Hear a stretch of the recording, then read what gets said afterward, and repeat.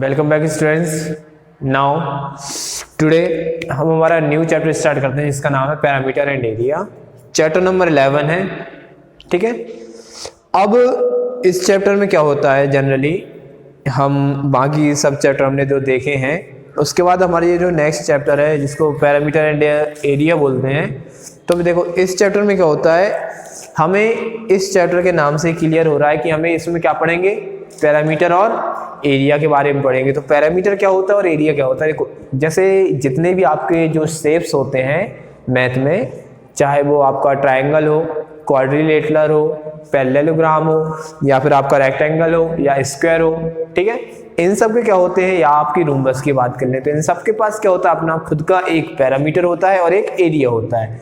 तो पैरामीटर क्या होता है, जितनी भी उनमें साइड्स होती हैं उन सब का टोटल जो होता है वो क्या होता है, आपका पैरामीटर होता है। और एरिया क्या होता है, ठीक है। तो मेन बात हम एरिया की बात करते हैं, ठीक है। तो जैसे सपोज करो आपका कोई एक सर्कल है या फिर आपकी एक कॉइन है, ठीक है। लेट हियर, यहाँ देखो एक कॉइन, ठीक है। तो कॉइन क्या होता है, एक सर्कल के शेप का होता है, ठीक है। कॉइन जो होता है आपका एक सर्कल के शेप का होता है, मीन्स ये कैसा होता है, पूरा गोल होता है, ठीक है।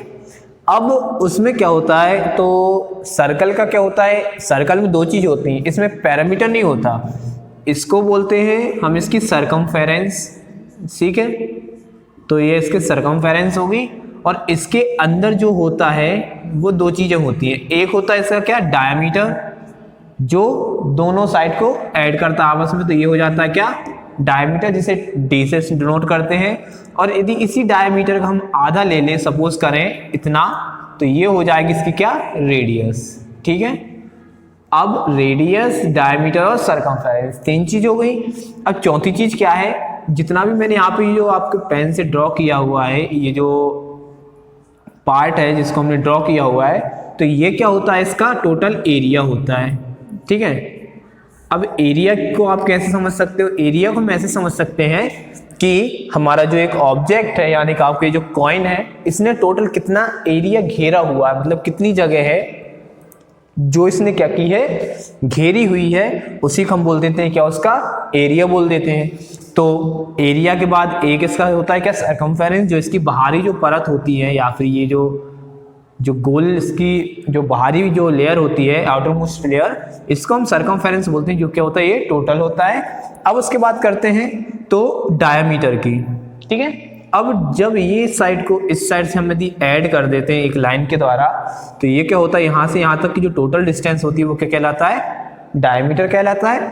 और डायमीटर का हाफ, यानी कि यहाँ पे हम एक सपोज करते हैं पॉइंट ओ है, यहाँ से भी इस साइड के लिए हम एक लाइन ड्रॉ कर देते हैं, तो ये क्या हो जाता है, आपका रेडियस हो जाता है, ठीक है। मतलब सेंटर से आपके सर्कल की सरकमफेरेंस पर कोई भी लाइन ड्रॉ कर दो सेंटर से, ठीक है, तो वो क्या कहलाती है, रेडियस कहलाती है। और रेडियस हमेशा कैसी होती है, तो वो होती है d/2, यानी कि हाफ ऑफ द डायमीटर। अब देखो सेंटर से यदि हमने सेंटर से ड्रॉ एक लाइन ऊपर ड्रॉ की है, ठीक है, तो यहाँ से यहाँ तक की लेंथ हो गई, इसको रेडियस बोल देंगे।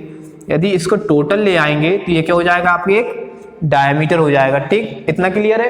अब एरिया क्या होता है कि आपका एक ऑब्जेक्ट के द्वारा जितनी स्पेस वो घेरता है, मीन्स जितनी स्पेस पर वो रहता है, उसको हम बोल देते हैं, उसका एरिया बोल देते हैं। तो ये आपको हो गया क्या, एक सर्कल का डिस्क्रिप्शन। अब यदि हम बात कर लेते हैं, ये क्या है, आपके एक रेक्टेंगल है, ठीक है। तो रेक्टेंगल में क्या होता है, जनरली इसकी जो अपोजिट साइड्स होती हैं वो क्या होती हैं, इक्वल होती हैं। और इसमें दो फंडे होते हैं, तो एक होता है क्या, इसका लेंथ, जिसको हम एल से डिनोट करते हैं, और एक होता है इसका ब्रेथ, या फिर है ना, ये होगी इसकी लेंथ और ये होगी इसकी क्या, ब्रेथ। मतलब इतना ये लंबाई है और इतनी इसकी क्या है, चौड़ाई है, ठीक है। तो ये हो जाएगी आपकी लेंथ यहाँ से यहाँ तक की, और ये हो जाएगी आपकी ब्रेथ। तो यदि हम पैरामीटर की बात कर लें काय के, आपके रेक्टेंगल की, तो हाँ, अब आपका सर्कल में तो सरकमफेरेंस होता है, लेकिन आपके रेक्टेंगल में क्या होता है, पैरामीटर होता है।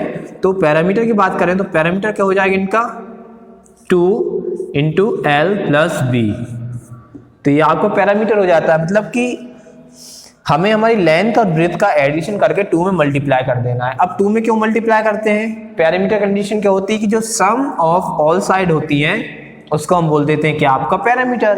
तो मतलब एक साइड ये, एक साइड ये, फिर एक साइड ये और एक साइड ये, मतलब यहाँ पे अपोजिट साइड्स जो होती हैं रेक्टेंगल में वो हमेशा क्या होती हैं, इक्वल होती हैं। और इसी से क्या की जाती है, इसकी पहचान की जाती है कि ये जो हमारा डायग्राम है, ये जो हमारा शेप है वो क्या है, एक रेक्टेंगल है, क्योंकि इसकी जो अपोजिट साइड्स जो होती हैं वो क्या होंगी, हमेशा इक्वल होगी।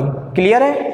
तो अपोजिट साइड्स इक्वल है तो इसीलिए इसका पैरामीटर हम लिख सकते हैं जनरली 2 × L+B। क्यों? L+B मतलब लेंथ और ब्रेथ का जो टोटल होगा उसको हम 2 में इंटू कर देंगे। क्यों? देखो हर चीज़ यहाँ डबल है। यदि हम लेंथ की बात करेंगे, यदि हमने लेंथ सपोज करी कि 5 सेंटीमीटर लेंथ है और 3 सेंटीमीटर ब्रेथ है। क्लियर है? 5 सेंटीमीटर लेंथ है, 3 सेंटीमीटर ब्रेथ है। अब रेक्टेंगल की पहचान वही होती है कि इसकी अपोजिट साइड जो होती है वो इक्वल होती है। तो यदि ये 5 सेंटीमीटर है नीचे वाली तो ये क्या होगी, 5 सेंटीमीटर होगी। यदि ये 3 सेंटीमीटर है तो ये भी क्या होगी, 3 सेंटीमीटर होगी। Means opposite sides are equal. तो इसका यदि हमें वो पैरामीटर फाइंड करना होगा, क्या करेंगे हम, 2 × L+B से इसको सॉल्व कर देंगे। अब दूसरी बात, यदि हम देखें एरिया की, तो भाई एरिया क्या होता है, मतलब इतने स्पेस में है आपका, तो ये जो मैंने शेडेड किया हुआ है, ठीक है, इतने जो मैंने इसमें जो लाइंस खींची हैं, तो ये क्या है, इसका शेडेड पोर्शन है। ठीक है, तो इतने एरिया में आपका रेक्टेंगल क्या हुआ है, रखा हुआ है। तो आपका जो एरिया हो जाएगा वो क्या होगा, अब एरिया इसके बाहर तो जाएगा नहीं, एरिया क्या रहेगा, इसके अंदर ही रहेगा टोटल।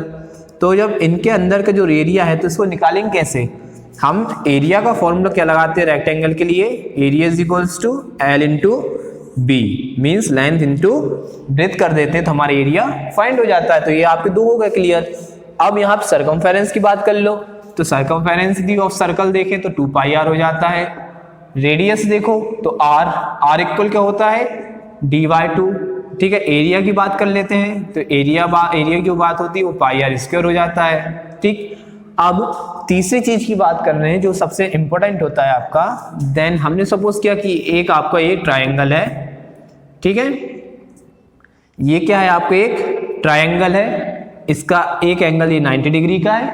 ठीक है, तो हमने सपोज किया कि लेट A, B और C क्या है, आपके एक ट्रायंगल है। इसकी एक साइड है जो है 5 सेंटीमीटर, एक साइड है 3 सेंटीमीटर और एक साइड है 6 सेंटीमीटर। याद रखना ट्रायंगल में जो सबसे बड़ी साइड होती है, यानी जो आपका ये हाइपोटेन्यूज भी बोलते हैं इसको हाइपोटेन्यूज बोला जाता है, इसको बेस बोला जाता है और इसको परपेंडिकुलर बोला जाता है। ठीक है, तो जो आपका हाइपोटेन्यूज होता है वो क्या होता है, सबसे बड़ी साइड होती है आपके ट्रायंगल की। क्लियर? अब हमें यदि इसका पैरामीटर फाइंड करना है तो ट्रायंगल का पैरामीटर कैसे फाइंड करोगे आप, तो पैरामीटर इक्वल टू क्या होता है, किसी भी पैरामीटर का फॉर्मूला क्या होता है भाई, सम ऑफ ऑल साइड, मीन्स सभी साइडों का जो योग होता है, जो टोटल होता है वो हमारा पैरामीटर कहलाता है। तो 6 और 3 9 और 5 14, तो हमारा जो पैरामीटर है वो क्या हो जाएगा, यहाँ पे AB + BC + CA। अब यहाँ क्यों ले रहे हैं हम, A से B की डिस्टेंस क्या है 5 सेंटीमीटर है, B से C की डिस्टेंस 3 और C से A की डिस्टेंस 6 है। ठीक है, या ऐसा बोल दो या ऐसा बोल लो, कुछ भी कर लो। तो इन दोनों टोटल डिस्टेंस क्या, AB की 5 सेंटीमीटर 5 AB के नीचे लिख दिया, BC की 3 है तो 3 लिख दिया और CA की 6 है तो 6 लिख दिया। अब इनका जो टोटल हो जाएगा वो क्या हो जाएगा, इनका पैरामीटर हो जाएगा। तो मतलब 6 और 3 9 और 5 14, तो इसका 14 सेंटीमीटर यदि इनकी यूनिट में यदि सेंटीमीटर है तो ये सेंटीमीटर में आएगा, और यदि इनकी यूनिट में मीटर है तो ये मीटर में आ जाएगा। ठीक है, फिलहाल हमने इनमें मीटर सेंटीमीटर की कोई यूनिट नहीं दी थी तो हम इसको नॉर्मल लैंग्वेज में हम इसको ऐसा लिख देंगे। ठीक है, अब ये क्या होते हैं दोनों कंडीशन में, या तो इसमें मीटर होगा या सेंटीमीटर होगा, मतलब यूनिट में साथ चलते हैं। और यहाँ पे ट्रायंगल में भी सेंटीमीटर या मीटर होगा, बट यहाँ पे तुम सेंटीमीटर नहीं दे सकते बस। हाँ, यहाँ पे क्या है, जो सर्कमफेरेंस है आपका, जो सर्कल है, ये जो सर्कल है इसका ये जो डायमीटर होता है, आप इसकी लेंथ दे सकते हो कि इसकी लेंथ 4 सेंटीमीटर है कि 2 सेंटीमीटर है। ठीक है, यदि आपसे 4 सेंटीमीटर डायमीटर बोला गया है किसी सर्कल का और आपको क्या करना है, उस सर्कल को बनाना है, तो आप कैसे करोगे, हमें पता है कि 4 सेंटीमीटर का आधा क्या होता है 2 सेंटीमीटर, और सर्कल की जो डायमीटर होता है उसका आधा क्या होता है, रेडियस होता है। तो हम रेडियस लिखेंगे, रेडियस इक्वल 4/2 सेंटीमीटर देन इससे ये कैंसिल हो जाएगा कितने टाइम में, 2 टाइम में। तो आपको रेडियस क्या मिल जाएगी, आपकी 2 सेंटीमीटर रेडियस मिल जाएगी। और आप आपके स्केल से उस 2 सेंटीमीटर को मेजर करके एक सर्कल ड्रॉ कर सकते हो, और उसका सेंटर पॉइंट जो रहेगा वो क्या रहेगा, आपका O रहेगा, या 0 O मान लेना आप इसको, सेंटर पॉइंट को हम O मानते हैं। देन उसके बाद हम क्या करेंगे, सर्कल ड्रॉ कर लेंगे, ठीक है। तो उसकी जितनी डिस्टेंस यहाँ से 2 सेंटीमीटर, तो यहाँ पे भी 2 रहेगी, यहाँ भी 2 रहेगी, मतलब सब डायरेक्शन में उसकी सेंटीमीटर जो डिस्टेंस है वो 2 रहेगी। अब दूसरे और पे चलो आप, यदि हमने रूम्बस भी बनाना है तो उसका भी पैरामीटर फाइंड करना पड़ेगा। स्क्वायर बनाना है, इसका पैरामीटर फाइंड करेंगे। हाँ, तो स्क्वायर की बात कर लो आप, तो स्क्वायर क्या होता है, ये आपका स्क्वायर हो जाता है, ठीक है। अब यहाँ पे थोड़ा, ये आपका स्क्वायर हो गया, ठीक। अब इस स्क्वायर की कंडीशन क्या होती है कि इसकी बोथ साइड्स होती हैं, मतलब चारों साइड जो होती हैं वो क्या होती हैं, इक्वल होती हैं। चारों साइड जिसमें इक्वल होती है वो क्या होता है, आपका स्क्वायर हो जाता है। तो स्क्वायर का फॉर्मूला क्या होता है, यदि पैरामीटर की बात करें तो पैरामीटर ऑफ स्क्वायर निकालना है तो 4 × A, यानी कि चारों साइड तो इक्वल है, और तो एक साइड जो होगी वही बाकी 3 साइड होंगी, तो इसलिए 4 × A से हम इसका पैरामीटर फाइंड कर लेते हैं। अब यदि इसका एरिया की बात करें तो A का स्क्वायर मतलब साइड का स्क्वायर कर दो, सीधी बात, इसका एरिया में मिल जाता है। अब ये कुछ आपका थोड़ा इंट्रोडक्शन था आपका चैप्टर पैरामीटर और एरिया के बारे में, तो आप इसको अच्छे से समझ लें। एंड नाउ हम हमारी नेक्स्ट वीडियो में इसका पूरा डिस्क्रिप्शन पढ़ेंगे और इस चैप्टर को सॉल्व कैसे करना है वो देखेंगे। Thank you very much.